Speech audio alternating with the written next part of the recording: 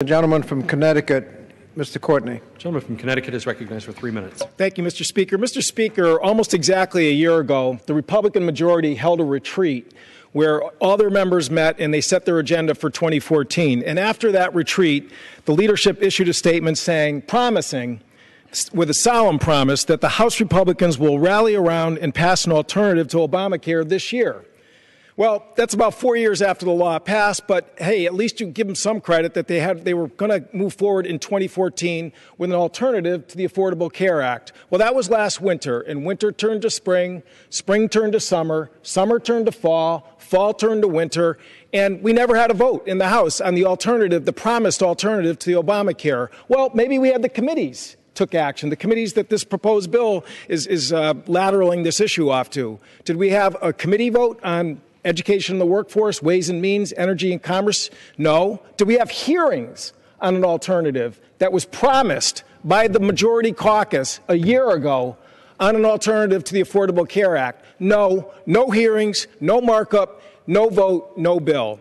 So here we are today with the majority once again throwing out a promise that will, trust us. In 180 days, we'll have an alternative to the Affordable Care Act. Well, Mr. Speaker, unfortunately, in the last year, millions of Americans have moved on. Parents are insuring their kids through the Affordable Care Act up to age 26. There are members in the majority who take advantage of that very provision to provide coverage for their children under the Affordable Care Act that they seek to repeal here today. Millions of seniors see their prescription drug costs cut because of the Affordable Care Act, because of the leftover of the Republican prescription drug bill, which led this outrageous donut hole that threw 100% of the cost of medications to seniors who were paying monthly premiums. And yes, we saw the startup of exchanges, both at the state level, like my state and the state of Connecticut, and the federal exchange, which have enrolled millions of Americans in affordable plans. Well, this year, the Affordable Care Act in Connecticut, we had submissions by the insurance companies to participate in 2015. Did we see reduced competition? Did we see less of a free marketplace? No, we saw more competition. We have more insurers who are offering the product through the exchange in 2015 than in 2014. And did we see rates go up?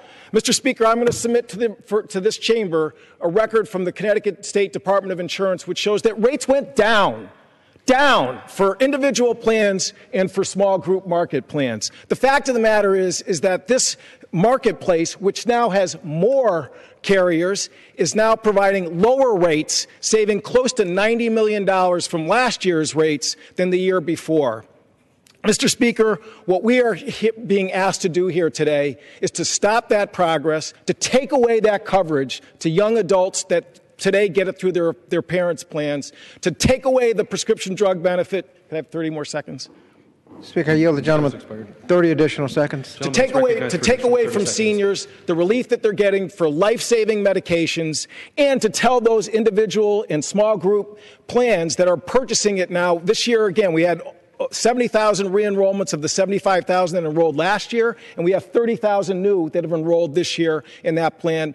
We have cut the uninsured rate in a state like Connecticut that's embraced the law down to 4% of its population, and you're telling folks like me, blow it up, get rid of it, and you have no plan, even though your caucus made a promise a year ago to the American people that they would provide a plan, and they never came through with it.